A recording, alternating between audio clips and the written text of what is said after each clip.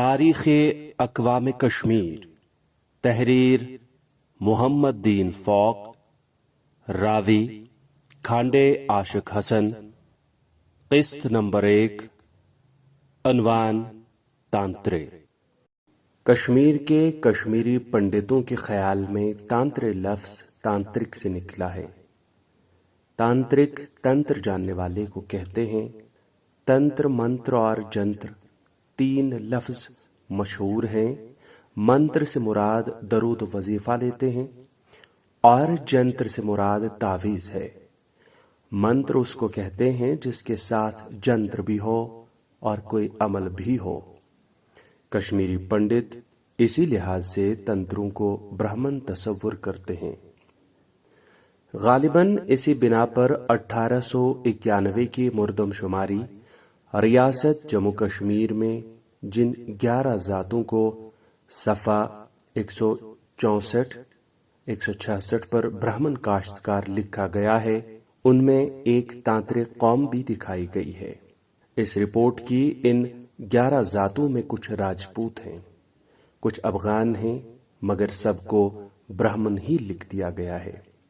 لیکن سر Walter Lawrence نے، جو کشمیر میں عرصے تک کمشنر بندوبست رہے ہیں اور جنہوں نے کشمیر کی ذاتوں اور گوتوں کے متعلق بھی تحقیقات کی ہے، اپنی کتاب ویلی آف کشمیر میں تانترے طبقے کو خشتری ظاہر کرتے اور اس کو انہی اقوام میں شمار کرتے ہیں جو اپنی رگوں میں جنگجویانہ خون رکھتی ہیں۔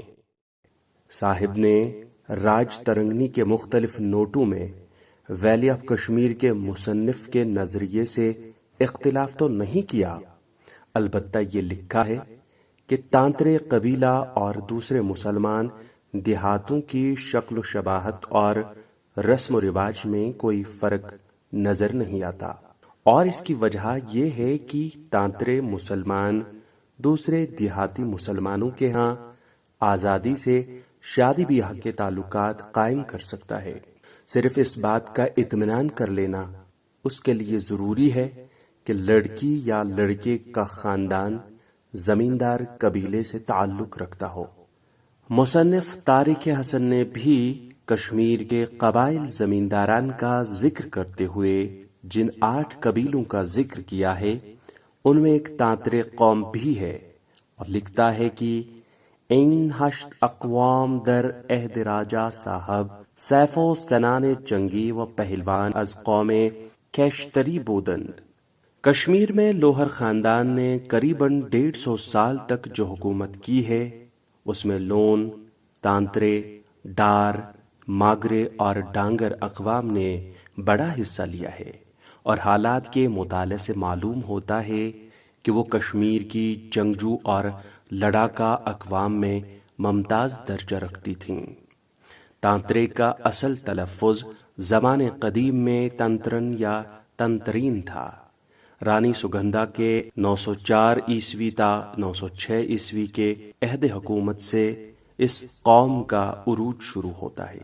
چنانچہ کلہن اپنی تاریخ راج ترنگنی میں لکھتا ہے، جب راجہ گوپال ورمن 902 عیسوی تا 904 عیسوی کے مرنے کے بعد تخت وارث سے خالی نظر آیا تو تنتروں کی پیادہ فوج ہی کی مدد سے رانی سگندھا 2 سال تک حکمرانی کرتی رہی، اور جب تانتروں سے ذرا آزاد ہونے لگی تو 904 عیسوی میں انہی کے ہاتھوں معزول ہو کر قتل کر دی گئی۔ 1011 عیسوی میں جب راجہ اوچل نے تانتروں کا زور توڑنے کے لیے ان کے بڑے بڑے فوجی افسروں کو موقوف کر دیا تو تانتروں نے راجہ کے خلاف ایسی زبردست سازش کی کہ وہ آخر بعمر 41 سال 1011 عیسوی ہی میں موت کے گھاٹ اتار دیا گیا۔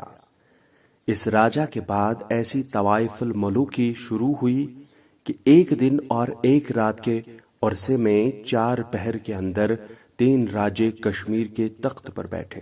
شام کو راجہ اوچل، صبح کو راجہ رڈ عرف سنکراج اور دوپہر کو راجہ سلہن کشمیر کا حکمران تھا۔ گرگ چندر ڈامر اس زمانے میں بادشاہ گر تھا، اور گو کہ اس کی اپنی قوم بھی اس کے ساتھ تھی، لیکن تانترے ہمیشہ اس کی پشت و پناہ بنے رہے۔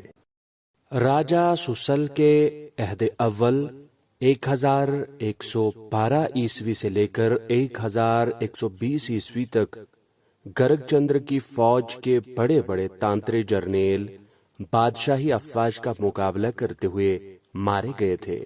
جب سسل کشمیر سے بھاگ کر لوہر پنچ کی طرف چلا گیا تو وزراء، امراء، افواج اور باج گزار والیان ریاست نے آئندہ حکمران کے لیے تانترے قوم کے سرکردہ رہنماؤں سے ہی مشورہ کیا تھا۔ تانتروں کی فوج کا کشمیر میں وہی رویہ تھا جو پنجاب میں مہاراجہ رنجیت سنگھ کی وفات یعنی 1839 عیسوی کے بعد سکھ افواج نے روا رکھا تھا، یعنی خالصہ فوجیں جس راجہ وزیر کی مدد پر آمادہ ہو جاتی تھیں وہی کامیاب رہتا تھا۔ یہ خود سری تانتروں میں بھی تھی۔ بہرحال تانترے کشمیر کی وہ قوم ہے جو ہندو عہد قدیم میں برسوں تک سیاسی اہمیت کی مالک رہی ہے، اور جو بقول سر والٹر لارنس و مصنف تاریخ حسن خالص جنگجو قوم تھی، اور جو غیر ملکی حکمرانوں کی محکوم کش حکمت عملیوں کی بدولت اپنی قومی اور ذاتی امتیاز مٹا کر آج کل صرف زراعت پر گزارا کر رہی ہے۔ اگر آپ کو یہ ویڈیو پسند آیا ہو تو برائے کرم لائک، شیئر اور سبسکرائب کرنا نہ بھولیں۔ بہت بہت شکریہ۔